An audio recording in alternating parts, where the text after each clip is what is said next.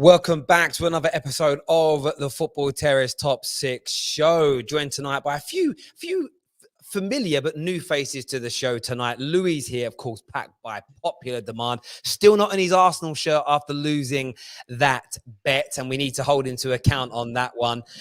We've got man like Gav back in the house, Big Gooner. We've got Dan Potts here, another Arsenal fan. You've seen him. He's everywhere. He's pretty much on every single Arsenal platform known to man.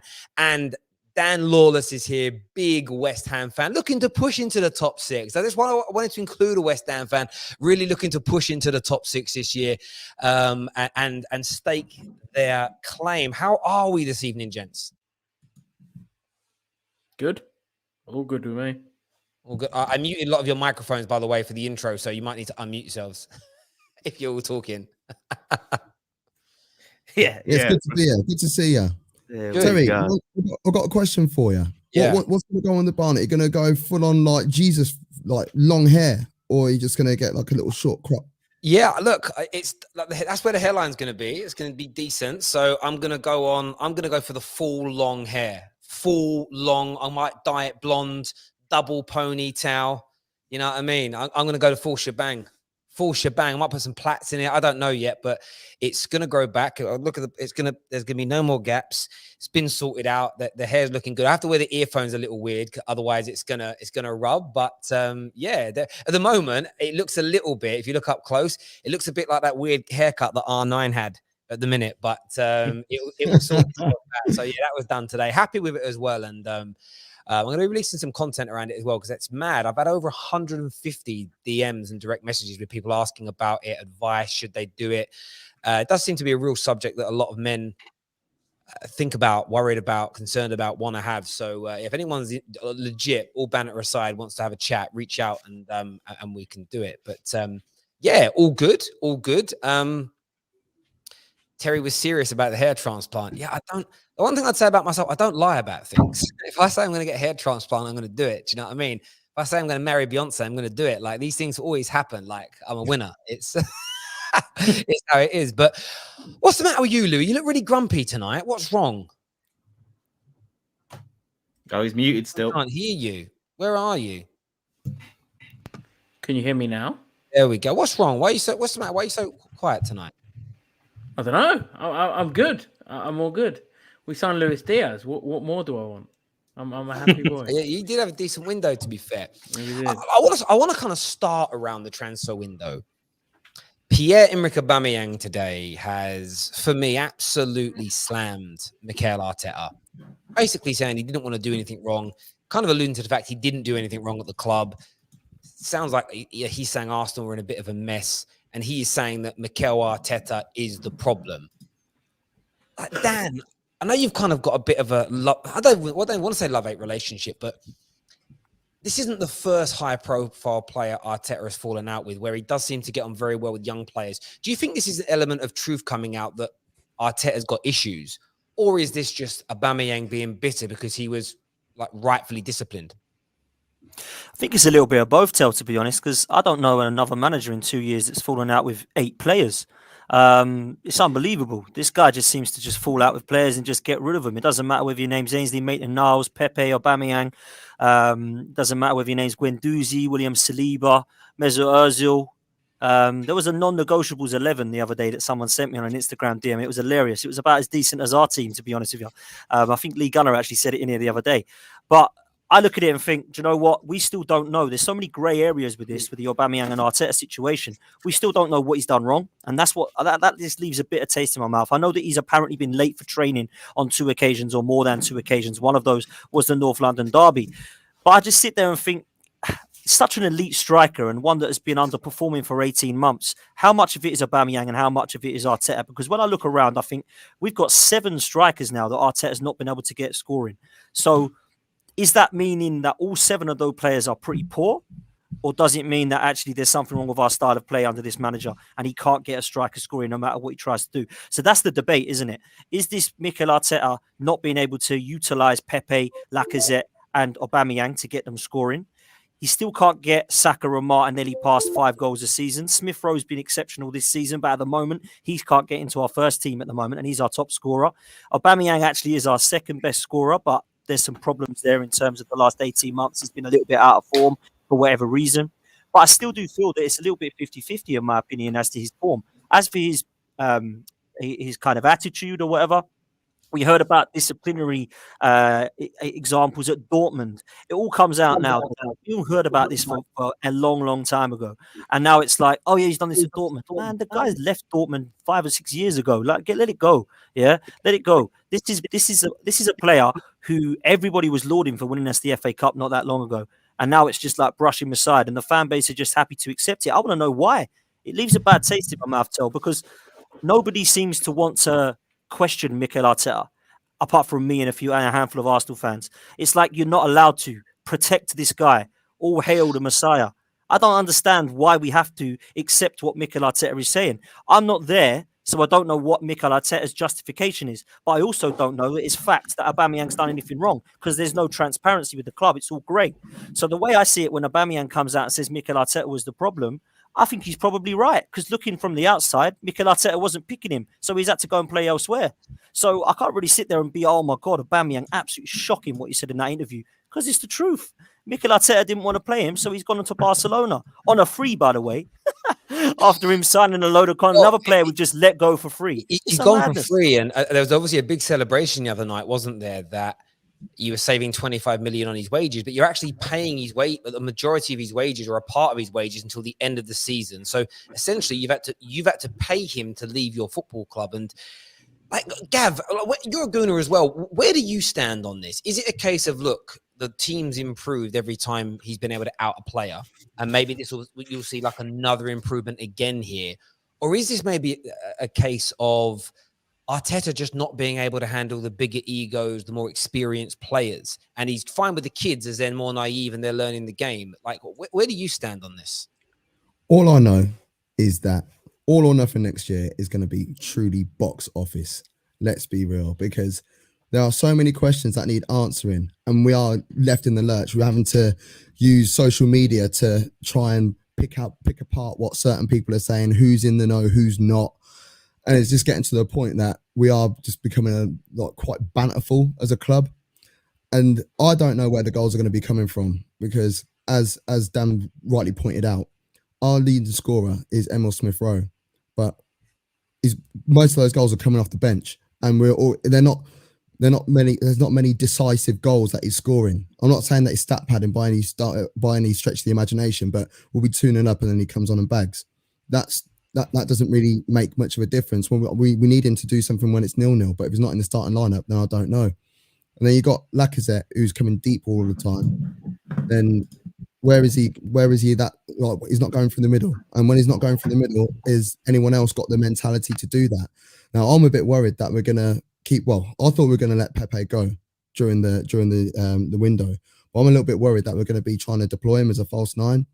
I don't think that makes a lot of sense either. I think we've wasted a lot of time trying to chase dreams, because we all know Vlahovic wasn't coming to Arsenal. I don't even know why any Arsenal fan truly believed that he was going to come. You've got Juventus on the doorstep.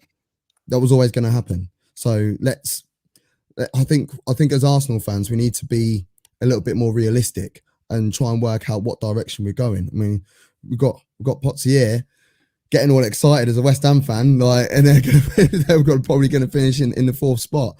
But they've got a team, they've got cohesion, and people were saying, oh, they've only got a starting 11, but they've actually got a group now, and we saw that in the Europa League when there were big names being omitted from the starting lineup, and then they were still getting wins and getting into important positions. Arsenal, we haven't got that cohesion at the moment, and I look at the transition from our midfield to the front line. I still think there's issues there.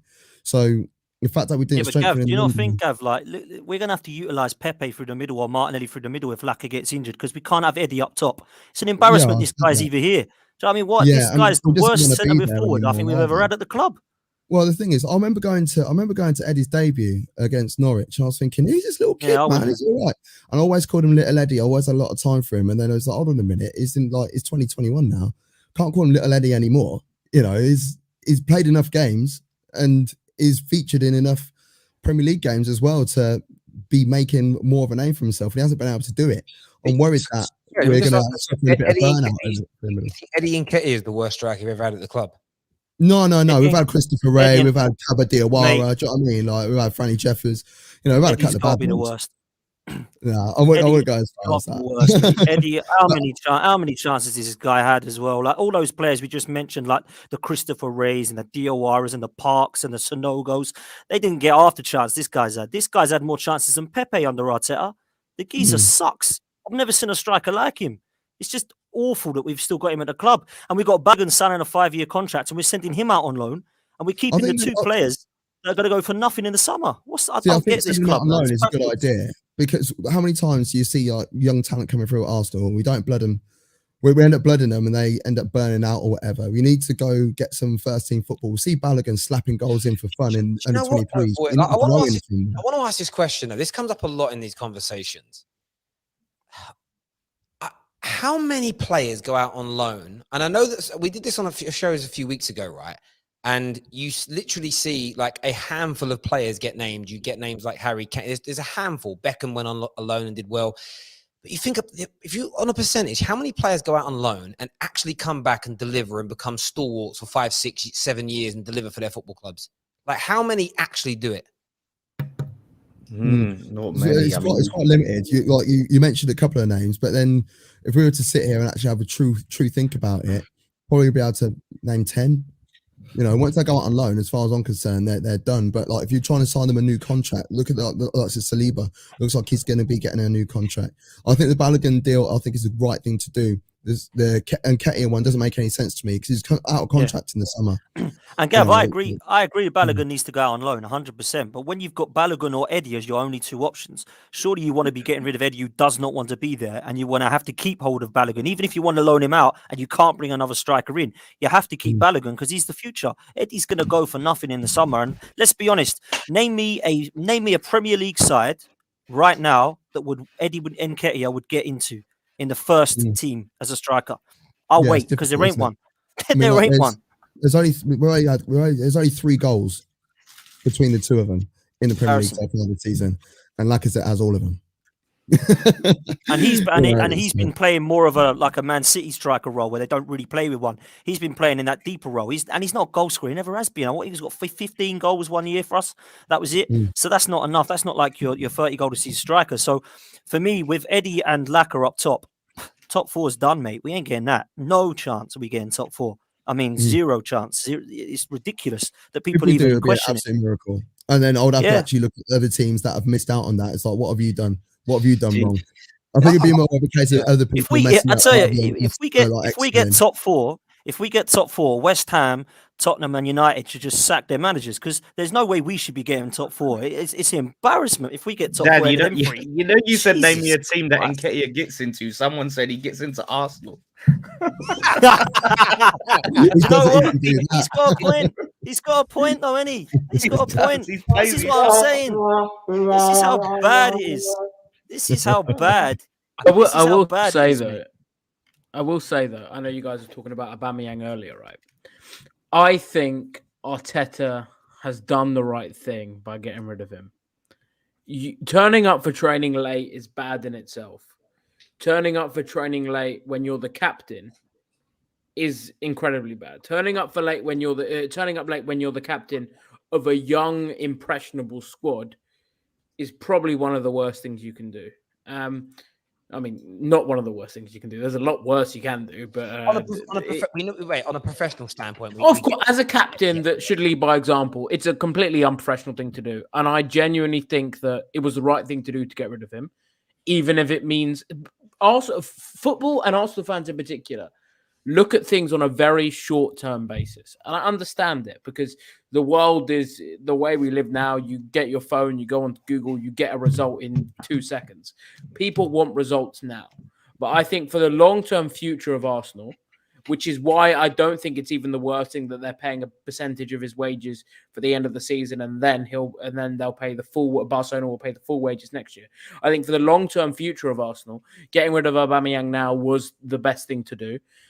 And equally with Balogun and Nketiah, that whole debate, yes, it might be Balogun will be the striker in the future, which is why he's gone out on loan instead of Nketiah, or Nketiah hasn't been sold, because you need the body there to keep Nketiah. And Balogun's the one for the future. Send him out on loan to get some Premier League to get some football experience. So yeah, I think Arteta, you have to be ruthless in football, and I think there is a reason why Liverpool, for example, and I'm going to use that as the example, not to fluff the team's ego, but it's because the team I know the most about. Whenever we've had an issue with a player, he's gone. Sacco turned up late for preseason training, gone. That is the reason why you don't really see a lot of controversies around Liverpool, their players. You don't hear about unrest within the ranks, which is so important. Yeah, but you guys are flying high. If you guys are struggling, like Fergie used to do it. Yeah, but Fergie we was weren't. sitting there Yeah, but we getting weren't. rid of Roy Keane. That people ain't gonna be like, yeah, that's what you got to do. They'll be like, No, "We're but- struggling. exactly, Why we give it to our exactly. best player?" No, but you can't do that when you're struggling. but you're with him. But you're in wherever you are now. You finished 8th with Aubameyang. But what will happen now is we will see, won't we, if this is a silly mistake or if it's the right thing to do, because he goes and bangs in, say, 10, 15 goals for Barcelona, and we're stuck with Eddie trying to get his first goal this season. Then Arteta's going to look rather foolish. Listen, I'm all with what you're saying, mate, in terms of discipline, and I don't know the full story still because he's not come out and said. The reason being is, if it's that he's been late for training twice, I think basically saying, look, what Lukaku did is probably as bad, and they've sorted things out, him and Tuchel, because they know that they need him in the side. We need Aubameyang's goals. So I thought Arteta would have tried to sort things out. It seems that whatever he's done is too bad for Arteta to even try that. And why is Arteta just falling out with all these players, man? It's like he doesn't want to have time for it. It's like, do you know what? I'm not even going to bother. Just go away. I'll find somebody else who comes in that's a yes man. It's like he's trying to make a point about it. It's like he's trying to make a point out of an experience. You know, Aubameyang almost was untouchable at Arsenal for a number of seasons, and Arteta's almost seen the chance to really stamp his authority on a group of players. You know, send their best player, you could argue, their highest paid player, the main man out, and you know, really show that nothing goes when I'm here. You follow the rules or you go out. Whether that's the right decision is incorrect. We don't know. I don't think it is. I think he should have been reintegrated, because if you don't get top 4 now, and it's because you aren't scoring goals, that could be something you don't recover from for another couple of years. I've got to say, guys, the way that this conversation's going and the way that everyone's talking is like Aubameyang has bagged 20 goals this season so far. And he's the reason. the thing is, you've got to look at maybe Arteta's the problem, because his decline has come under Arteta. And the thing Arsenal's ascendancy up the table has come under Arteta. So it's about when you want to play. Ascendancy, like really and truly. Have like, last year were they in conversation for top 4? The top four race is more open than it's been in years, and that's because no team is really killing it off. Like, I agree, but Arsenal weren't in that conversation last year. They weren't in that conversation the year. They had a period where they was floating around and then they dropped off later on. I think to say that Arsenal haven't made progress is incredibly unfair.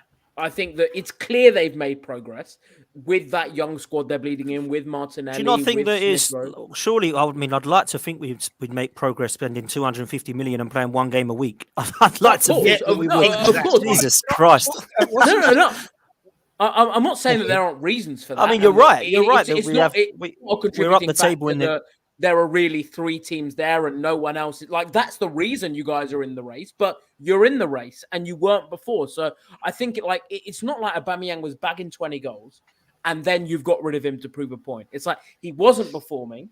Yeah, and if no one's bagging 20 goals under this manager. That's the difference. I think if it means the funds are freed up for the summer and it's, again, a short-term loss for a long-term gain, I see. But his handling of it means they haven't got a transfer fee for Aubameyang when that's £100 million. But you're not going to get golden boot, £100 million player. No, I'm saying he's a golden boot winner. What? Yeah, you're looking at recency in terms of his form has dipped. Like I said, that to me, Arteta has to take a big amount of flack for his form dipping. No. He's a goal scorer. Okay, no team is paying more than 20. Louis, I think the point you're missing here, though, again, I think you're being a bit one-dimensional with it, mate.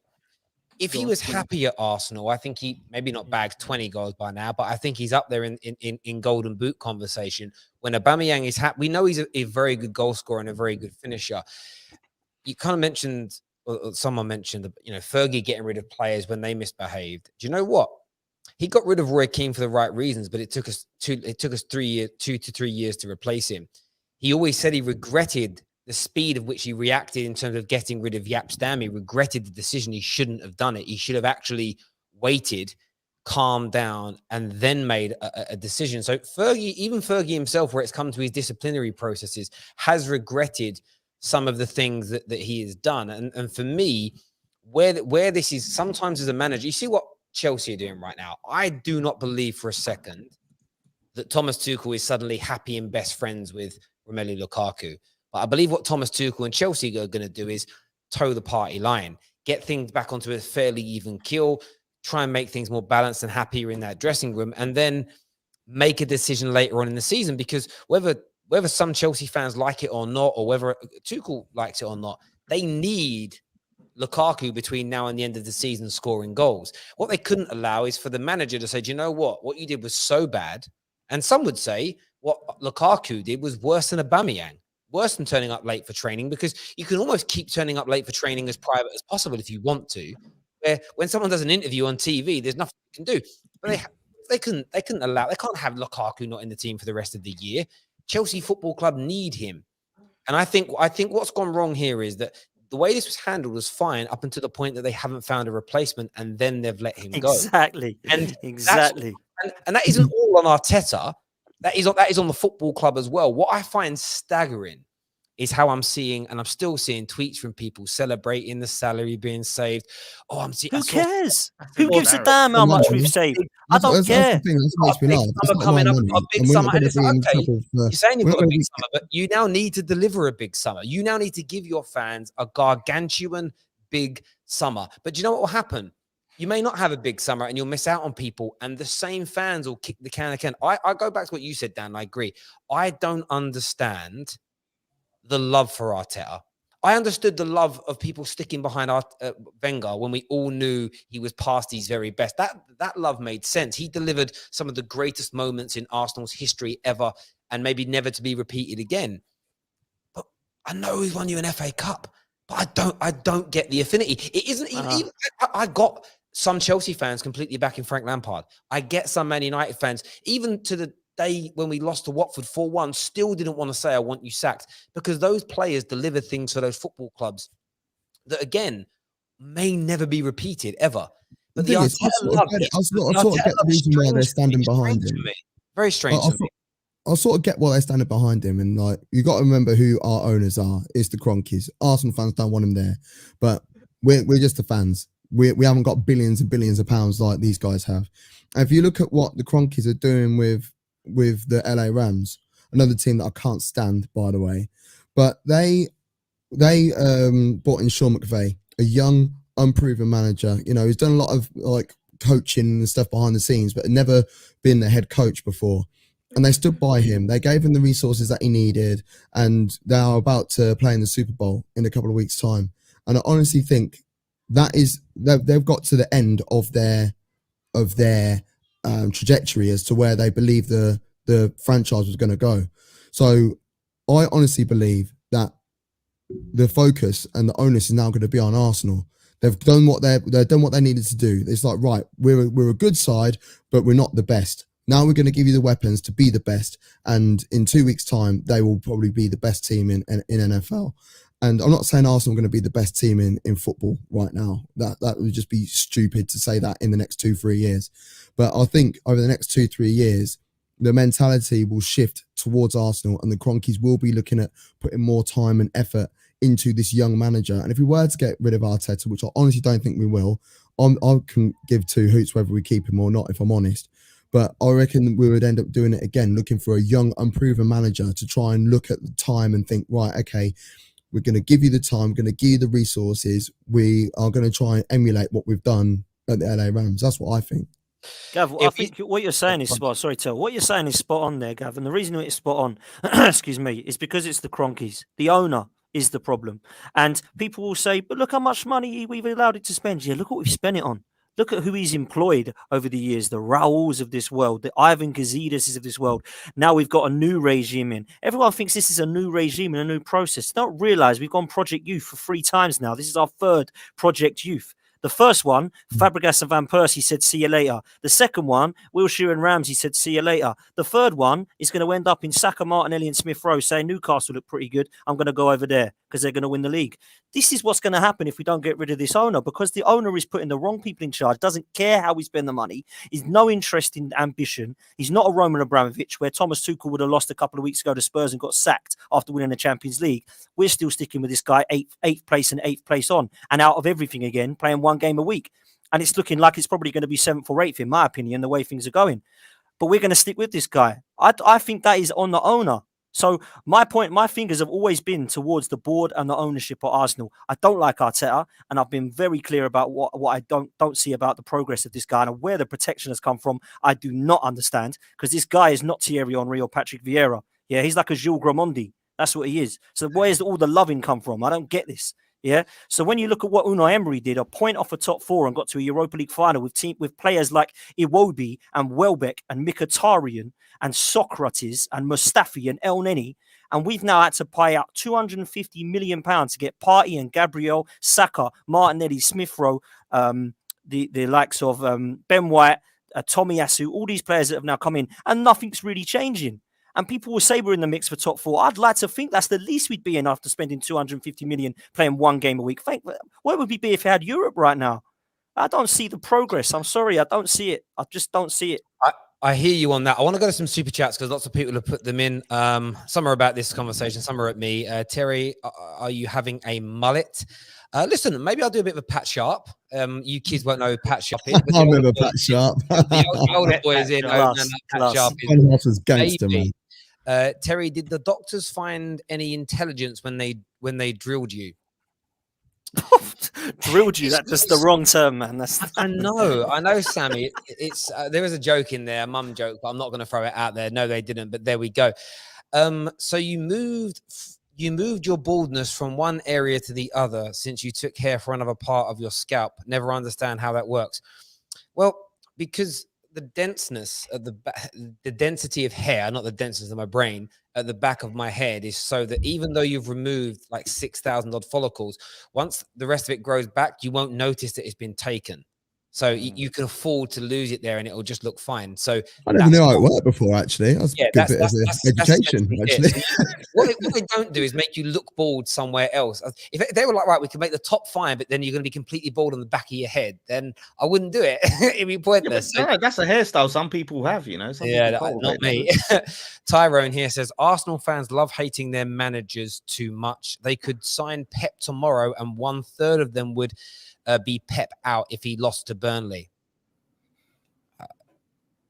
I don't know about that, but thank you for the hell is he on about? I don't know.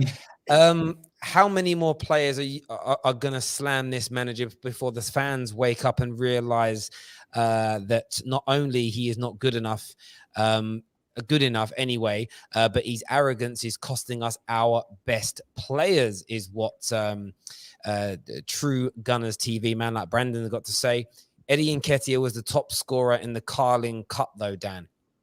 Jesus Christ. Ooh. Well, do you know what I said the other day, Tel? Funny enough, right? I said it the other week. Eddie Nketiah found his level. A hat-trick against Sunderland. Go and play in League One, mate, because you couldn't beat Nottingham Forest up top and score a hat-trick in the Championships. You're not good enough for them. So go down to League One, man, and see if you can score there, because he ain't good enough. Shocking. There we go.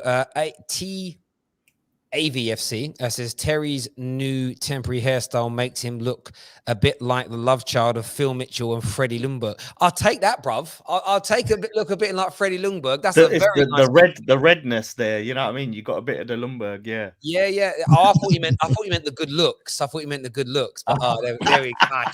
Cheers, Danny. Sorry for bringing you down. Yeah, just burst my bubble. Dan Watson. You get some Calvin pants for Christmas, then, mate. I've got some very nice boxes on right now. If anyone cares to see, I don't know. Thank you, Boohoo.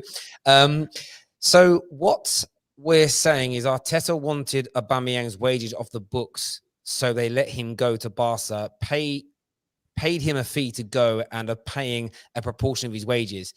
Yeah, it basically what they've done, and I don't know if any of you have experienced this at work. We had a guy in my work once who never did anything completely wrong, but he was an arse.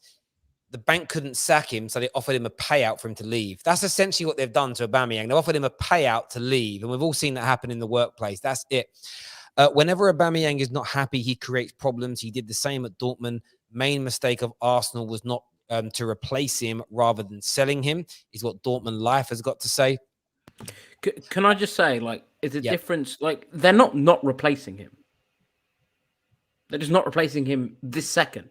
Like, I understand that. Do you know what I would say though to your point on that though, that Louis is there's a finite amount of strikers that are good enough to improve Arsenal available in the transfer market. Agreed. Pay the money and get them now.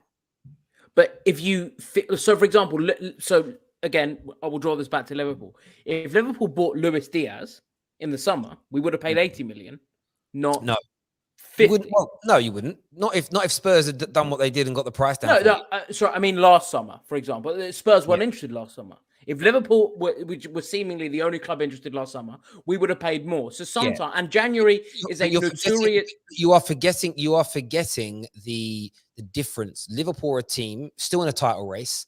Still, I love the way you're comparing us to Liverpool, but Terry's right, man. Just don't, please don't. Louis, as I said, the only reason I'm doing that is because as a Liverpool fan, I've got that knowledge of the club. Louis, it doesn't make sense to compute it. They're false equivalents because no, they're not. They're the exact same thing.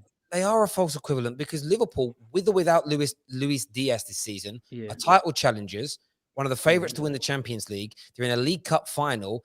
And obviously you're still in the FA Cup. You are still competitive in all four competitions. And on paper, you're not going to do a quadruple because no team's ever done it. It's very hard. But you're probably going to win some silverware this year. Arsenal are in a situation where a door has been opened for them where they didn't expect to be. Pay the money now to get your target in 6 months earlier to improve yourself. For me, the situation is different. We are going to move on to the other super chats rather than debating the points again. Sorry, otherwise we're never going to get onto the other subject matters. I mean, Arsenal, United, us, and West Ham, none look settled. However, Arsenal were the losers of the window. I felt we had a good window, is what Tyrone, who's a Spurs fan, said there. Stephen here says, hi, Terry. Love what you've done with the Terrace. These fans making excuses. We have 19 first-team players, not good enough. Arteta could destroy this club, and they'll make excuses for it. Red Wolf says, between United and Arsenal, who do you think needs a bigger summer? Who do you think will have the more successful summer? That's a big question. I think they both need it equally, but in different areas. Who's going to do the best? Man United will look better on paper because we'll make a shirt. We'll sign a really good player like a Declan Rice, but we won't fill all the other holes. So we don't sell to top four rivals, Terry. We don't sell to top four rivals, mate. Sorry. Mate, your face dropped, mate. Your face dropped, Lawless. I see that face go. There we go. We're going to come back to some more of these super chats a little bit later. But of course, boys, the FA Cup returns this weekend. And I wanted to speak about, by the way, viewers, make sure the like button is being smashed for us. And I wanted to talk about the FA Cup because it obviously poses as an opportunity for a team to win silverware. Boys, should we leave? Apart from Arsenal, should we go? Be quiet now, Gav. Every single big team remaining in it has got a relatively easy draw, barring Tottenham that are playing Brighton, which can be a difficult game. I want to go to Tom on this first. Who do you think the FA Cup is the most important to this year? Who do you feel needs that trophy the most? Probably you lot, because it's going on 5 years since you've won a major trophy. Like, I think you're really desperate for some silverware, even just to convince maybe Ronaldo to stick around for another year, because if you don't get top four, you're going to have a hell of a hard time convincing him. We've still got the Champions League, the Carabao Cup, and the Premier League Challenge for. I think City are favourites for the league. They've got the Champions League on the mind. I think Chelsea will accept a bit of a downer year with all the injuries they've had. Maybe the final of the Cup, they can still win that. I think United are desperate for any sort of hope of challenging for silverware, though. Like, it's so needed for United to re-establish themselves back at that top level, because it's 2017, the last time you won a major trophy, the Europa League. That's way too long for a club of Man United stature, and you're just going to keep pushing yourself further and further away unless you're able to get that winning mentality back into the squad and back amongst these players, because that's arguably the most important thing, for players and the squad. You need to know what it's like to win. And they know what it's like to lose after the Europa League last season. Now they need to know what it's like to win. And I think that's why the FA Cup is so important, because I just don't see us doing it. I don't see us getting far in the Champions League. I don't see any sort of challenge in the league. I think you might struggle for top four as well. I think the FA Cup is what your focus should be on, because it's the one you got the best chance of winning. I think it's a very, very fair point in relation to that. Anyone think anything different? Anybody feel that Liverpool? I think Liverpool. It's more important, and I'll tell you why. I mean, you make some good points about Man United, but I think Man United are in a transitional period at the moment, and I think, you made a good point about the players need to know about winning and things, but they're going to have an overhaul of that squad in the summer. And while, their fans probably do want to see that, I think for Klopp and his legacy at Liverpool, he needs to start stacking trophies, because, delivering the Premier League back to Liverpool was great, and the Champions League amazing. But for how good of a team you guys have been during Klopp's period, that team needs to, that his legacy when he leaves needs to be multiple trophies. And I think the Premier League will be a step too far this season. I think Man City have just done enough, but hopefully, for the competitive sake, you stay touching distance. And then, I think the Champions League, I can't see it this season. But I think if he was to win an FA Cup, that would really take a little bit of positive momentum and winning momentum when you go again in the summer. So I think that's why, Liverpool definitely need to start picking up some more trophies and give Klopp a legacy that he can really look and go, wow, this was one of our greatest managers of all time. Look what he's accomplished. I would completely agree with you. My only reason for saying United was because we're in the Carabao Cup final, and I just think Klopp, when we get to the business end of the Champions League and the Premier League, I just know he's going to start pushing the FA Cup to the side, especially if we don't get a major draw. I think he's gambling on us winning that Carabao Cup in February to sort of carry him over for the season if we don't win anything, because I think we should be favourites going into that final. I think it's the first final since, Champions League in 2019 that we were major favourites for. I think it's the first final that we're going into since that where I really want to win it. I think we need to win it. But that's why I think he'll put the FA Cup on the back burner, because we've got that one to fall back on. If we don't win it, he can go, couldn't win the FA Cup, but we've got the Carabao Cup, so it's all right. We'll go again next season. Whereas with United, they haven't got a Carabao Cup to fall back on. They haven't got a Champions League to potentially fall back on. It's do or die effectively for them to go either to restart winning trophies again or go 5 to 6 years without a trophy, which is way too long for United. See, I think this is not my the fact I hate Tottenham, but I think it's very important that Tottenham put all their eggs in a basket. It's been too long for them without a trophy. I think that would give Conte more of an opportunity to ask the board for more money as well to spend, because I don't think I know they had a half decent window, to be fair, but I think Conte wants more and he wants to be challenging properly for top four. But I think the statement, it would be a massive statement for someone like a Palace to go on and win the FA Cup, because we normally see the likes of Arsenal, United, Chelsea knocking around in the FA Cup final. And it was a couple of years ago when who was it? It was there was the likes of Watford, Wolves last time Man City won the FA Cup. And I thought that was a real big opportunity for a team like Wolves or a team like Watford to go on and try and win the FA Cup. Watford ended up getting slapped up in the final, didn't they? But I would love it if someone like Palace went on and won the FA Cup. I think that would just bring that magic back, because I love the FA Cup. It is one of my favourite tournaments, one of my favourite competitions. And I think that might just be a little bit of nostalgia, because I'm in my mid-30s. And I just remember Saturday afternoon, middle of May, you're watching the bus go down the street. You're watching all the like the fans walking down Wembley Way and all that sort of stuff. I want that magic to come back, and I think there is still a little bit of magic left in the FA Cup. And I think if a team like Palace went in and did it, I think that'd be incredible. Yeah, do you know? Like, I agree with Tom. I look at Man United. I don't buy into this transitional thing as such. I think you need to win in transition, and I think the confidence that winning can give to a team is important. Now, it didn't quite work under Jose Mourinho. We won those 2 trophies in his first season, and I really believe we'd kick on the following year because Jose was Jose, but the ball pulled the rug from under his feet. After giving him a new deal in the January, which is the weirdest decision we've probably made post-Fergie. But look, I want to put I totally get the Liverpool thing with Jurgen Klopp winning, adding more trophies. Of course, the Champions League and Premier League is amazing. And in the next 5 years, if that's all that Man United won after nearly a decade with nothing, you're kind of happy with that. But but you need to add those in. You think about the greatest teams of all time in English football. Liverpool have 2 of them in the 70s and 80s. You know, Man United have a couple of them as an example.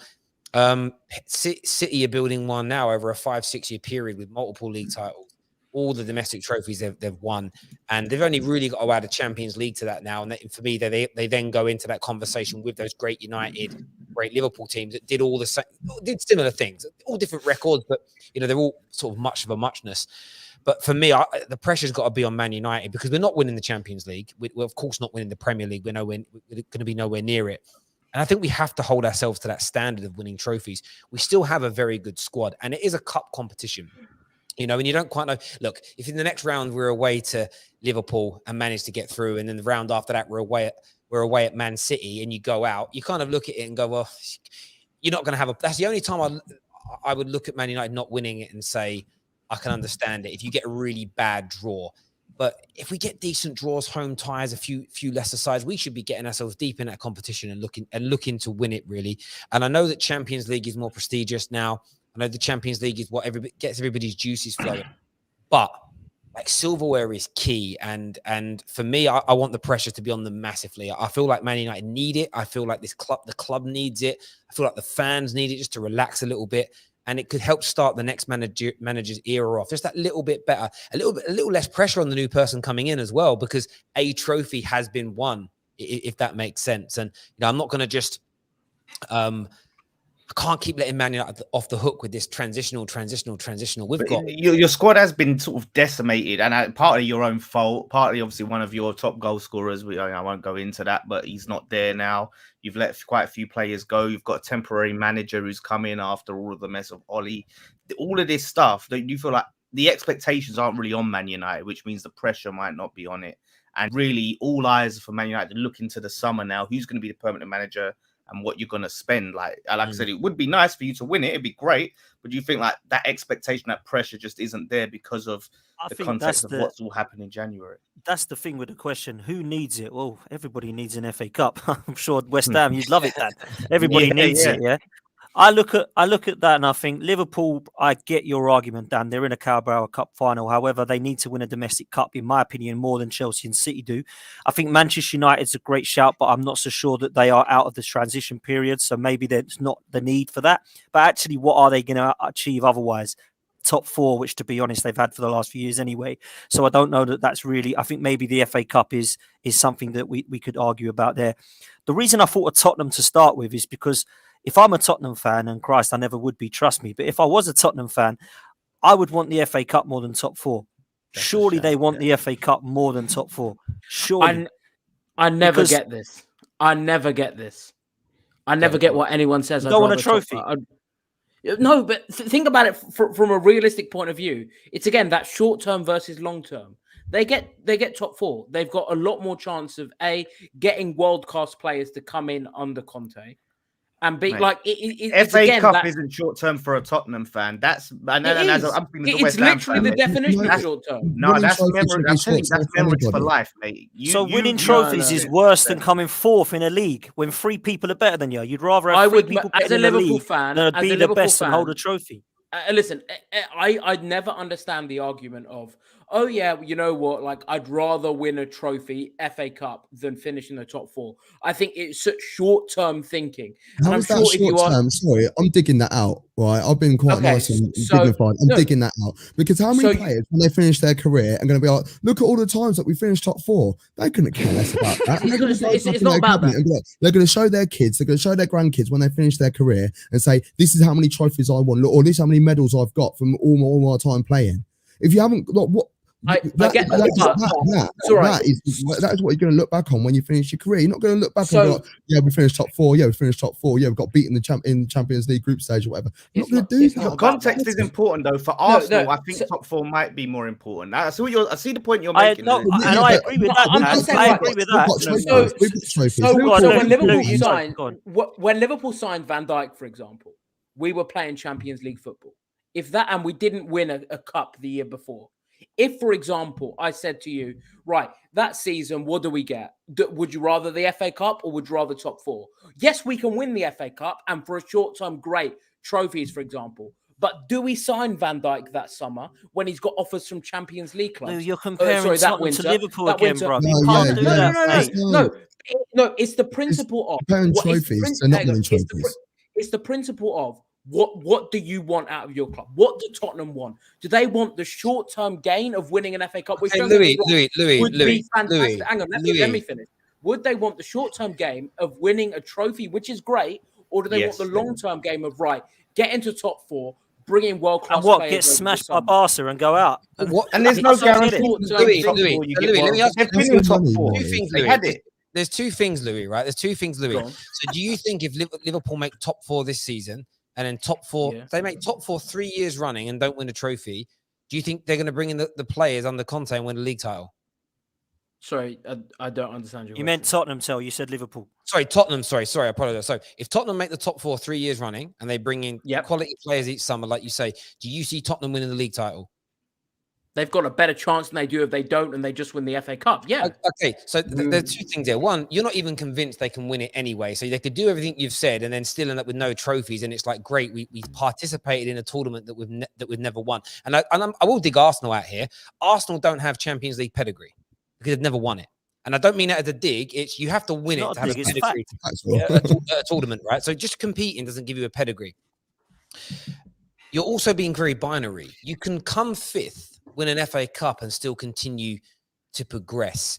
The point with Tottenham is I don't think any Tottenham fan is convinced that if they finish top 4 or not, that their football club is going to invest enough in the right way to ever make them league title winners. So when you compare Liverpool or Man City or Chelsea, as an example, to Tottenham, it's a false equivalence again because their football club will never act like the big boys that want to win the major trophies. They will just do enough to try and tread water and maintain that top 4 status. So if you're a Spurs fan, coming 5th and winning an FA Cup, the following year coming 5th and winning a League Cup is probably the most amount of actual success of lifting trophies and winning medals that the owners and Daniel Levy are ever going to create at that football club. You know, they had one major opportunity once in the Premier League era to win a league title, and they fluffed it. There is no way, in my opinion, right now, if they get new owners that are behaving more like Roman, more like the Sheikh, more like FSG, then maybe it's a different conversation. But I think for Spurs and contextually for them as a football club, if you offered most Spurs fans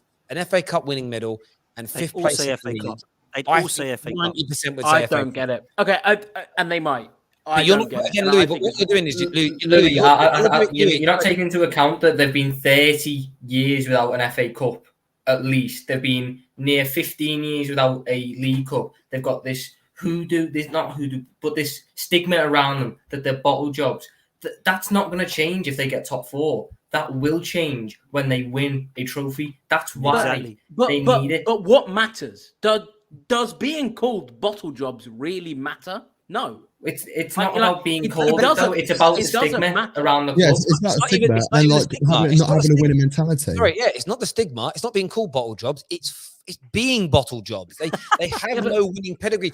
Listen, Louis, the maddest thing about this is, right, the craziest thing about what you're saying is not all Liverpool fans, but some Liverpool fans, and you're one of them, you're elitists. It's all, you should all be behaving like we behave. this is crazy. Firstly, you're a lot younger, and so your disrespect for the FA Cup right now is absolutely astronomical. The oldest, the most historic cup competition in the world deserves much more respect. Equally, your football club and your fans band around that you're the most successful team in England, and you add all your trophies together, including League Cups and FA Cups. Yeah. And now you're saying that teams shouldn't be happy with winning one of those trophies. When did I say teams shouldn't be happy? You have. You're pretty much in a roundabout way. Hang on. At what point have I said the FA Cup is nothing? Louis, you don't need to say it to imply it. At the end of the day, you'll be very binary. You can progress. You can be progressing as a football team and not finishing the top 4 and still win a trophy along the way. No one has said you stay at this level forever and never make the top 4 and never challenge and win an FA Cup, or this season come 5th, progress and win an FA Cup. It isn't the end. Like, this isn't the season finale of Game of Thrones where it's over. You progress. What do you think? So what if you had the chance to sit down with Conte, what do you think he'd choose?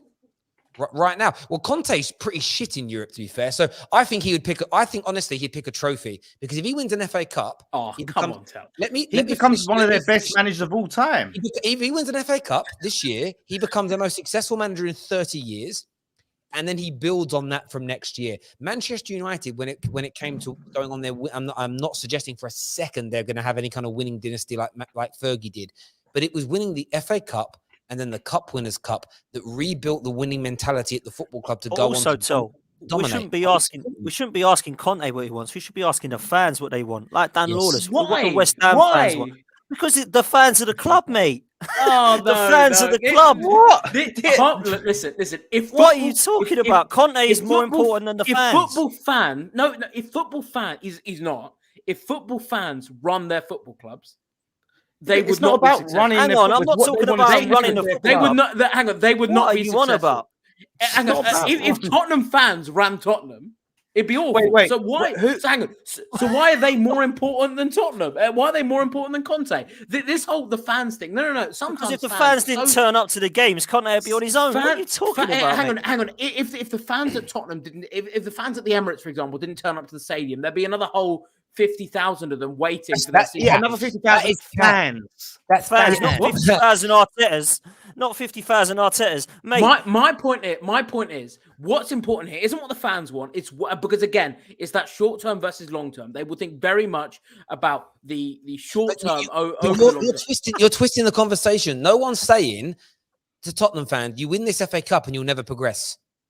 They're literally saying a lot of Spurs. Louis, you're not listening. A lot of fans think winning that first trophy can push them on to that next level. Sometimes it's losing a final that pushes you on. Sometimes it's winning that trophy. And for you to not recognize that within your own history of your own football club as what's helped start some of your dynasties is astronomical. You know, you guys didn't start off with 5 Champions Leagues. You built that through developing a winning mentality. And whatever. Sure. Look, can I just say, there's no rule that says if you're not in the Champions League, you cannot sign top players. Yeah, if they win an FA Cup, they've got Conte. They finish 5th. They go to top players and they go, look, with Conte's here. He's a top manager. He can convince players we're building a project. They spend money. They can still sign top players and not be in a team. Do it all the time. You've done it. I agree. Done it. Man United have done it. So it's not the be all and end all. But you can't deny being in the Champions League increases your chances and it makes your club more. 100%. I agree with that. So say for example, this summer, Isaac got the choice of Tottenham. I'm just using him as an example. Tottenham or Arsenal. I, in my opinion, don't think he'd go, oh, I'll go to Tottenham because they just won the FA Cup. He'd rather go, oh, I'll go to Tottenham because they're in the Champions League. They're playing in the biggest competition. Arsenal because historically they're a good club and they've won lots of trophies because that's what builds you, by winning trophies. So like coming top 4 every year, going back to what I was saying before, coming top 4 every year isn't like when you finish your career as a player, you're not going to look back and be like, oh man, we finished top 4 every year. I'm really proud of myself. What you got to show for it? Nothing. Players do want trophies. You got money to show for it, and that's it. Well done. You've earned money, but you earned money anyway. No, I agree with you. And we're saying the same point. My point is... We're going to move on. We're going to move on because we've been on this for a while now. Viewers, we want your views. We want your opinions on this. We're still going to be chatting a bit about Paul Pogba returning to the team tomorrow for Man United and having our Player of the Year debate. So stay with us. Make sure the like button has been smashed. Make sure you're sharing this stream across all your social media platforms, and everybody listening across Spotify and iTunes on the podcast. Obviously, we're not live for you. Thank you very, very much indeed. Paul Pogba's returning. And there's a lot of talk about him being straight back into the first team tomorrow night against Middlesbrough. How important for Man United's remainder of the season do you think Paul Pogba's return is going to be? I think it depends where he plays. I think it depends what position he plays. And I think he's still sticking to that 4-2-2, aren't you? Or he's going to the 4-3-3. No, 4-3-3 we're sticking with now, I think.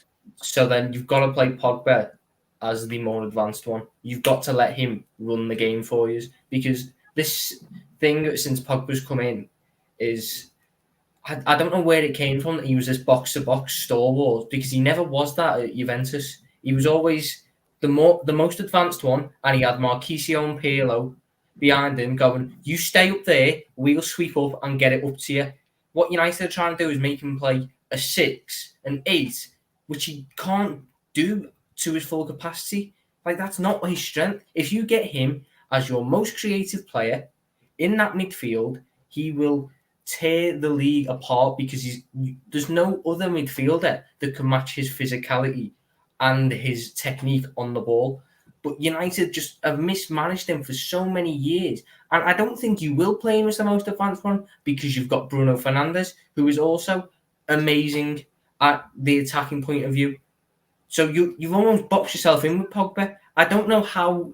He may well come back and have a great season as an 8, but I just think you have to have him as the most advanced midfielder in that midfield 3 to get the most out of him.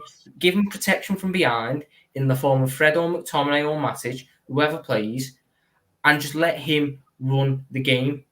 Because he done it against Leeds, and he got 4 assists. Like, that's not normal for midfielders, but that's what happens when you let him run the game. And that's not what happens when he's an 8 or a 6, because the belief is you've got to put in the hard yards, track back, make the tackles. That's not what Paul Pogba does. Paul Pogba is a luxury player, and a very good one, and United just don't see that, and it confuses me. It confuses me at the best of times. See, I think with Paul Pogba, one of the biggest things with United's defaults is they've not had somebody alongside him. I don't think that's ever been good enough. And I know that you don't need to you shouldn't have to have a great partner to be a good player. But I think Paul Pogba does, because I see him in the French team next to Kante, and it's absolute joyous to watch both of them. Yeah.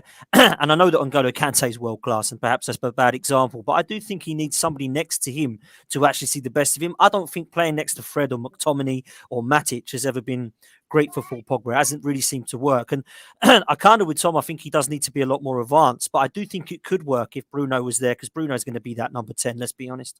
I think it could work as long as that holding midfielder is the right guy. And Dan will hate me for saying this, because I think Declan Rice would be somebody who'd be perfect for that position. But I think he does need to have somebody next to him to see the best Paul Pogba, because what Paul Pogba needs to do is be allowed to play. And I don't think that Manchester United's midfield has ever been good enough since he's been there. And that's why he's always been the guy that they look at. They're looking at in the wrong position, because he's not that holding midfielder. I don't even know that at times he's that attacking midfielder. I think he is a box-to-box, which is where I do disagree slightly with Tom.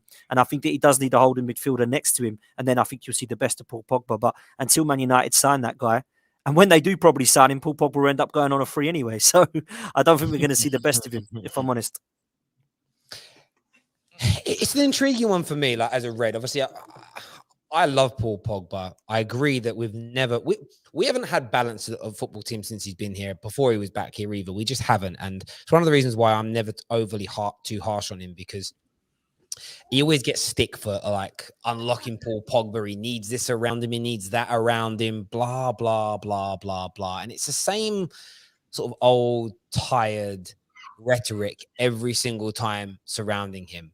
At the same time, I'll hear like Liverpool fans who banter it, and they're like, "Oh, listen, I know we're leaking goals in midfield, but it's because like Thiago's missing."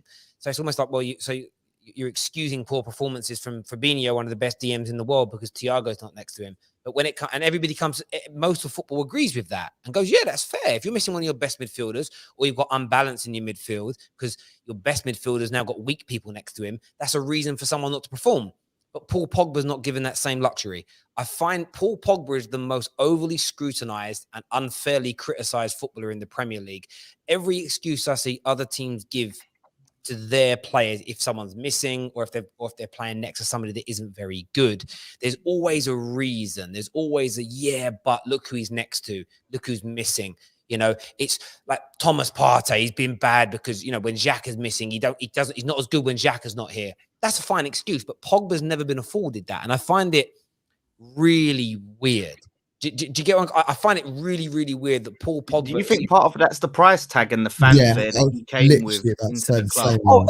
The price tag of all players, it does that to people now. If you actually... Me and Jess on Straight Facts a couple of weeks ago went through the top 30 signings of all time in the big leagues, essentially Serie A, Prem, and La Liga. And we hit or miss. And I think we named 6 that were like hits. The rest you look at and go... They never really delivered like everybody expected them to for that kind of money. I think these huge price tags on signings, they nearly all flop, or we perceive them to flop. I sometimes if we look at Man United, we're talking about them, I sometimes feel like if Harry Maguire costs 40 million and Pogba costs 50 million, I'm not saying they'd be lauded as being world-class by everybody, but I think the scrutiny would be a lot less. Pogba coming in with the music video with Stormzy and all of these things added to like the pressure that was put upon him. But I just feel like I think he will improve us when he comes back. There'll just be a difference. There'll be more creativity from midfield, a different type of control. He is not a control. He isn't a Fabinho that controls the tempo of a game from the middle. But that's also where he's wrongfully criticized. People expect him to be the Fabinho, the Thiago, the Bruno, and the KDB all at once, but no one turns around and says, KDB, he doesn't control the tempo of a game. He's awful. I mean, he isn't kind of moving the ball around like a quarterback does, like Thiago. It's almost Thiago, Fabinho, and I'm naming them because they're some of the best midfielders in the world and in the Prem. Fabinho, Thiago, KDB, they've got a main role in their team and they do it well. Why is Pogba the only person that's tasked with doing all 4 of those things at the same time? What is Pogba's role? What is Pogba's role? Well, what Pogba's role should be is to be a creative midfielder, which when he's played in creative positions, no one gets near him. In terms of in the Premier League, he outperforms everybody. That's with the naked eye, and that's with the statistics to back it up. He's brilliant. When he's stuck for like 10 games on the bounce, playing in a double pivot where he barely goes across the halfway line, you're reducing him to a much lesser version of himself. But what happens is, he might do a decent job in that position, but everyone says, where's the creativity from him? No. What happens in that position, he'll be playing in that double pivot position, not getting past halfway line, not used to being played in that position. When you say that, it's like, hold on a minute, he's a professional footballer. On X match, he should be able to do everything. Look, players are better in certain positions. You put Ronaldo in goal. So like when you're playing Pogba in that position, he's on the ball more, but in a more defensive mentality, or make a mistake, the opposition will score, and it's like, Pogba's trash, Pogba's this, and then we just get more scrutiny. That's what happens with Pogba. It's happening to me loads of times where he's had to play in that deep role because that's not his position. I hear you. And look, I think he will benefit Man United when he comes back. It's going to be intriguing to see what he does and how he delivers. Someone here says Paul Pogba lost the ball in criminal positions. He just lacked any discipline. But do you know what it comes down to again? And I'm not overly defending Paul Pogba here, but we also criticize Man United for having no system. So when there's no system, players are going to lose balls in silly places because you get a ball and then you're pressed and you've got 2 people around you and there's no system or pattern. You often have nobody to pass to. This is where I've never understood. Some people even internally at Man United do it. They'll literally say Martial's gone backwards because there's no system or coaching. But at the same time, just say, yeah, but Rashford's just trash. It's nothing to do with the coaching or system for him. It's weird. I do find the criticism of certain players at our club weird, but I'm looking forward to him coming back. I really am. There's no way it can't be a boost, really, when you make it can't. Yeah, exactly. And there's I think there'll be a level of excitement to see what Rangnick can do with him and get out of Pogba as well. There's that element of unknown with Pogba. So yeah, he's definitely gonna. It's another player, and it's a world class when he is world class player that you have to choose from. So yeah, it's big. It's the worst midfield for Man United have had for a very long time, isn't it? So he's going to improve if he comes into it. You can't not. You know, there's some poor players in there for me, and you look at over the years, they've been absolutely spoiled. They've not really got, in my opinion, in the last 3-4 years, a midfield that you look at and go, wow. And I'm surprised they haven't strengthened it yet, if I'm honest. Yeah, I mean, I was definitely shocked in January. Again, the one I did a video about this morning. Again, people called it clickbait, which is the weirdest thing ever. It was a rant. They're like, "What are you ranting about?" And I'm like, "Can't you people see through the nonsense here?"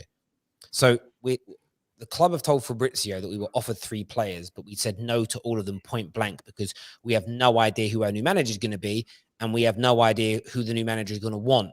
At the same time, when we're throughout the course of the January window, the same very journalists are saying, but what we do know is that Declan Rice is top of the priority list. How is there a priority list if we don't know who the manager is going to be and they're letting the new manager pick players? There's capping. Yeah. What this comes down to is one of 2 things is going to happen. They may allow, I don't think they've decided what they're going to allow to happen yet. We are going to do a grandstand signing in the summer. We'll drop £100 million on a midfielder or an attacker, and then not fill other holes in the squad. This has just been going on for 9 years now at Man United. And this is what frustrates me because rivals will just go, but you spent loads of money. And I use Declan Rice as a prime example. Declan Rice is one of the best midfielders in the world right now. One of the best in he's sensational. Candidate for player of the season. He's been amazing. But Man United need more than one midfielder. You could sign Hadara, Kamara, and Ruben Neves. You could sign a combination of Basuma, Ruben Neves, and Kamara for the price of Declan Rice. That's better business for Man United because we need 3 or 4 midfielders. You buy Declan Rice, you're then left with Declan Rice playing next to Fredo McTominay, and as great as Declan Rice is, he's not going to be able to cover their deficiency still. Like, no one's that good to cover 2 players' positions in the Premier League anymore, and that's my biggest fear with this. And I just know what's coming this summer because we go through it all the time. It'll be a big grandstand signing, big money. And then if it is Declan Rice, he'll then struggle because the team around him isn't balanced. And everyone will say, waste of money, overhyped English football player. It's just that the pattern is always going to happen in that way because this club is just a joke. And unless they listen to Ralph and they do it properly, but it seems like they're not.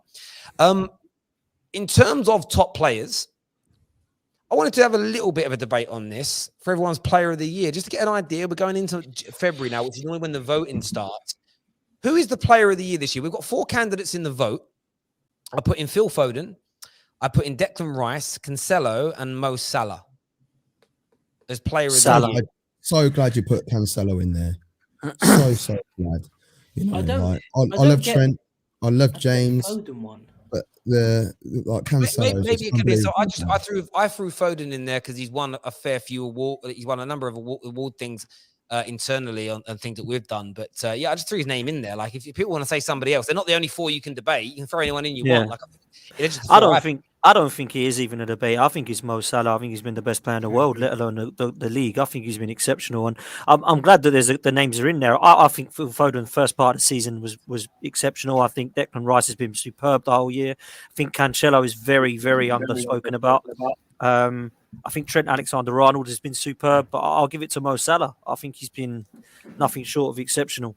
Salah was who I had in my head before you drew the list up when I see that we was going to talk about it, so I have to stick with that. But yeah, I think Rice deserves a shout because at the same time, what he does, and it's funny, you know, he for a few years, he was covering to that 2 position when we had Noble there, you know, and Noble was not really that sort of player. Like traditionally, he's a bit more of a forward type player in the midfield, but he was covering it. And now with Souček, he's performing even better. So he definitely deserves to be in there. But yeah, Salah's like just doing Salah things. So I wouldn't grumble at him. I probably would have put Bernardo Silva ahead of Foden. I think he's been class. Bernardo Silva's been wicked.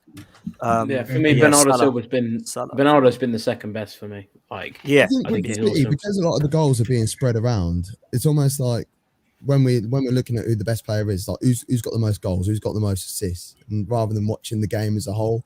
And that's why I'm so glad that Cancelo's in that list, man, because his passing range is unbelievable, man. Short, long, playing right back, left back, CDM, he'll cover all over the pitch. I think he's an unbelievably talented player. So he deserves to be in that list. But yeah, Bernardo Silva's been fantastic as well. So I just think, yeah, if there's more goals coming from Bernardo Silva, if there's more assists coming from Cancelo, we'll be talking about him in a lot wider light, personally. I just don't. I think Cancelo, Foden, Bernardo Silva, Trent Alexander-Arnold, Declan Rice, all and not have had immense seasons, but you just cannot look past someone who's got 25 goals and assists in 20 games. Like that's numbers that you expect from the very best of the best. And Salah, he's been, even when he hasn't scored this season, he's been the best player on the pitch at times. That's such a hard thing to do. That's the sign of a great player, and he's been doing it for us. We look so much worse off without him. Even though we've gotten through and won the games, there's a lack of sort of drive, anything on that right wing. He's so unpredictable. He scores with his left foot, with his right foot.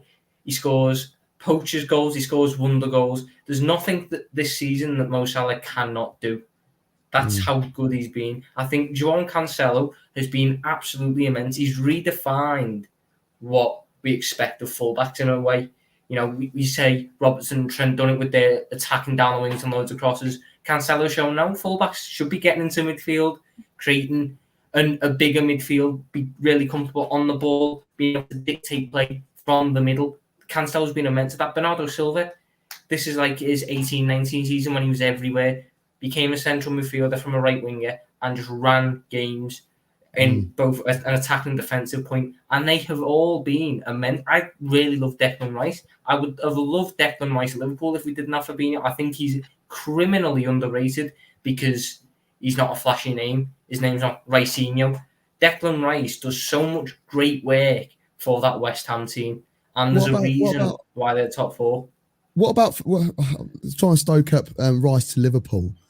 You know, what about Rice for me, Fabinho and Thiago? That would be the dream, but I think we're trying to change system now. We're trying to move from the flat three in midfield to a double pivot and an attacking midfielder. And I think we've focused on more of a Bellingham than a Rice. I just think Declan Rice is so criminally underrated by a lot of people. You see Chelsea fans writing him off, saying we don't even want him. Chelsea would become a much better team with Declan Rice in it. Declan Rice and Kante would be the best midfield in the league by far. I rate him. By far. I rate him highly. And I think, you know, I've spoken to Dan about this. When he first come on the scene, I was like, what's the hype with this kid, man? Like, what's going on? Like, West Ham fans getting excited. And I didn't really get it. First couple of seasons, I thought, what's happening? Yeah, I was thinking, come on, they get excited about a lot of people. And then I thought, oh, okay, yeah, he looks all right. Oh, actually, he does look half decent. And then it was like, wow, this guy's unreal. And the biggest compliment I can give Declan Rice this season is that every single England player that come back from the Euros, in my opinion, was underachieving and had a hangover, apart from one, Declan Rice. He was outstanding in every single game. And I was thinking, why is all of these, because Saka was it with us? Saka was really, had a hangover. A few of the others did. Declan Rice was one of the only ones for me that came in and was just exceptional throughout. And one last thing on Mo Salah, I wanted to ask Tom this, because I think Mo Salah deserves to be in that bracket now. And what I mean by that is when you talk about all-time greats of the Premier League, I think you can't really not put him in with the likes of Ronaldo, Thierry Henry, Sergio Aguero, because he's won everything really there is to win in football. He's actually won more for Liverpool than Henry did of Arsenal, because he's won a Champions League as well as a Premier League now. And I think that if I was to pick an all-time 11, I'd find it really hard to leave him out in terms of the Premier League I'm talking about. I just think we need to have that conversation now about how good this guy is long term at the Premier League. And I don't think people do. I don't think they want to have that conversation. And how he's not in the FIFA team, I will never understand that. I mean, that's just nonsense. Do you know what's crazy with Salah? Like, I've been saying, there's two things here. Like, I tease Liverpool fans with this, but I think he's Liverpool's best Premier League player. Best and great. I mean, I always say greatest, and I should probably change it to best, because as great as Steven Gerrard was, what Mo Salah done in this 5-year period, he's actually pushing it. This is the thing, right? So numbers-wise, he's scoring and assisting as many goals game by game as Thierry Henry. If he continues at this rate, I think it works out the next 2.5 years, he will match Ronaldo, Thierry Henry's outputs in the Premier League in the same amount of time. So in terms of his productivity, he's on par with Thierry Henry. Do I think he's technically as good a football player? No. But if he scores and assists as many goals, ends up winning more major trophies. Let's just say he picks up another league title, an FA Cup, and maybe another Champions League. at Liverpool, suddenly you start looking at his legacy, and it's like he's surpassing that maybe of a Thierry Henry that's regarded the greatest ever football player. He is so good, in my opinion. Thierry, we know how good Thierry was. Mo Salah is there or thereabouts. So he is my player of this year. So I agree with you, Dan, massively. But I do think with Declan Rice, he doesn't get the credit he deserves. And I think that's partly because he's at West Ham, and West Ham don't get as much media coverage as other players or other teams. I think he is unfashionable in the sense of his name is Declan Rice, and it isn't. That's not because he's English. Jack Grealish is English, but there's something more fashionable and cool, and maybe it's because he's a good-looking geezer. Do you know what I mean? With them calves and the socks are down low, and there's a bit of swagger about him, and that seems to be the flavor at the moment. Players with a bit of swagger seem to get a lot more, and I think that's why Mane was given a lot more respect than say than Salah at Liverpool, because Mane, he's a bit more of a character. There's a bit more about him. If you get where I'm coming from, there's a bit more of a personality there. Where Mo Salah was very much, it just was, I play football and then I go home to my wife and kids. There's like, I know he's doing a lot of work outside of the UK with charities but whatever else. But do you get where I'm coming from? He isn't kind of, he ain't one of the boys who gets, and Man United was like that for years. When you look at our star players, Beckham was always the star. Paul Scholes is their best player, but the star and the poster boy was David Beckham, and Mane and Trent and Van Dijk are the poster boys of Liverpool when Mo Salah wasn't. And Declan Rice is the poster boy of West Ham, but I don't mean this rudely. The poster's a lot smaller. It doesn't get seen as much. It's why Cancelo, if Cancelo was doing what he was doing right now in a Chelsea team, in a Liverpool team, an Arsenal or a Man United team, the world would be talking about him all the time. But because it's Man City, it just isn't a conversation about it. We don't often, you think about City's legends, Yaya's, Aguero's, David Silva's, they're forgotten about. Nicky Summerby, Jeff Whitley, Sean Goater. I'm talking Premier League primarily, but like they're forgotten about because the fan base isn't big enough to like elevate it above the bigger fan bases on social media, and therefore the media don't pick up on it because it's like, I could spend 2 weeks writing that article, but how many people are going to read it compared to if I write one about Trent, if I write one about how good Reece James is going to be? And I think for me, Rice, when he does make this move, I don't think he will be a big money flop. I think whatever team he goes to, that team's midfield goes up to another level. And I just, I'd love it to be Man United and for us to spend even more and build around him because he could be the kind of midfielder, especially as he wants to start going further forward now. He could be Paul Pogba's replacement. He's a different type of player. Because I don't buy into this bullshit of this weird thing that basic fans say of like, you've got to go and find a Paul Pogba replacement and someone that does what Paul Pogba does. That's almost impossible. What you need to do is find a different type of midfielder that can have as bigger impact, if not more, on your team. And Declan Rice could be that guy. But Mo Salah, for me, been best player in the world in the last 9 months or so. And it'd be criminal if he doesn't win it this year. But we all know that Jack Grealish is nowhere near it, by the way. I love you brought up Jack Grealish. You talk about expensive flops. He's an expensive flop. For all his swagger, all the things he has, he's nowhere near this conversation. And that just makes don't you think there's been a couple of players that have done that at City? They've gone in their first year and been average at best. And then the following year, it's like, yo, who's this guy? I just don't think I've got a feeling that's going to happen again with Grealish. I just don't think City play to his strengths. I think he's much better on the counter when he's, the main ball carrier for the team. They've nicked it at back and he runs up the pitch and he wins fouls in lots of great areas. I think the players of Jack Grealish's ilk don't work at City in the sense of it's so well-oiled a machine. You can't have too much of a creativity because you risk the entire system not really working to its full strength. That's why Bernardo Silva adapted his role. That's why Kevin De Bruyne.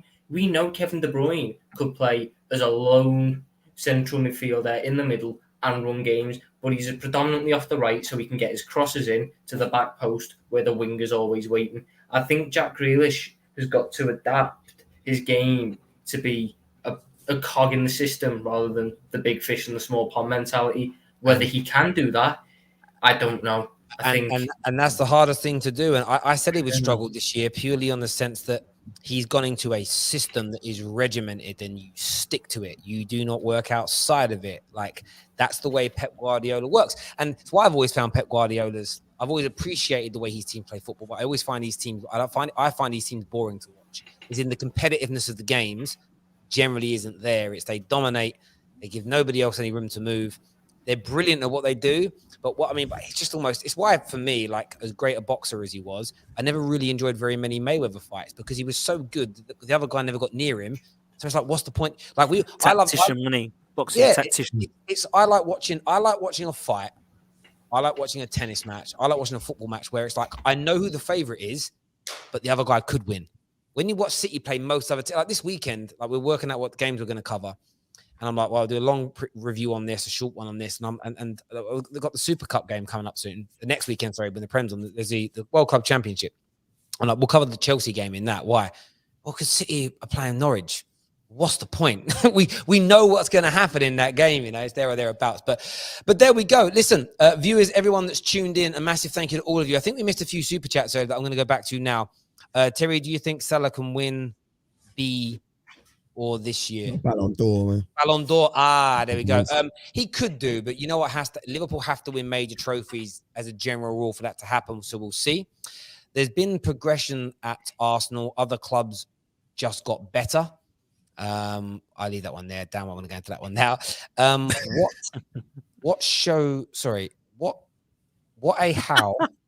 can you compare Rams to Arsenal? Arteta proved that he is rubbish, not even seeing any progress. I feel Dan and Lee's frustration, obviously referring to man like Lee Gunner. Harry, please don't break into my house later. What? I don't know. For that. Cheers for the super chat, though. This is an interesting one here that says narcissism. That's Terry, a football fan like any other, thinking his word means more. All I'll say about that is we're the only fan channel that lets regular people like us for sitting here call in every single day. But other than that, yeah, I'm narcissistic. I was 4 the last time we won a trophy. I feel sad, is what Tyron There we go. said. There we go. That sums it up then, doesn't it? We'll see winner. FA Cup winners qualify for the Europa, Louis. Incapable of looking at other clubs objectively without red-tinted Liverpool lenses. Spurs can attract more, is what Laddie says. Terry, stop your absolute waffle and playing the moral high card on the FA Cup. Answer me this. FA Cup over top 4 for United this season. Exactly. Man United are in a different position to Tottenham as a football club. Again, it's a different equivalence, artful dodger. Isn't the second 2 in the 4-2-2 Pogba's best position? Potentially. I think 4-3-3 works better, though. An artful dodger again says, Terry again, skip my super chat. That challenges that your nonsense opinions. Don't accept super chats if your ego stops you from reading. I will always come back to it. I hope he's still here. What we tend to do is we don't stop the flow of the conversation. Otherwise, it kind of makes it a little bit bitty. But no, as I say, I don't think Man United and Spurs are comparable to each other. And again, though, it's all about the trajectory. So I understand people's point. But if we're progressing towards top 4 and we win a trophy along the way, but someone says like top 4 and you're sort of standing still a little bit and no trophies, if we're not, Man United are not going to win the league in the next 10 years, I don't really care about coming in the top 4. I just care about picking up trophies then, but my aspirations are to win the title. And I don't think Spurs fans, they may have those aspirations, but I don't think they're realistic for them. That's what I would say without being rude to Spurs fans. Listen, everyone who's tuned in, thank you. Gav, Dan, Liverpool fans had to trot off out earlier, Louis and Tom. But thanks everyone for tuning in and having your say. We're back tomorrow with more content. Watch along tomorrow night live on Twitch. So make sure you go on the link now pinned into our live comment section. Go and follow our Twitch account. We're going to be live from about 7 o'clock. Got a big group of people. We've got Lies in the studio. We've got Ishmael. We've got Banks. Got a few others as well, and I forget the names. Loads of us in here tomorrow. So make sure you're tuning in. And until next time, take care. Goodbye. God bless.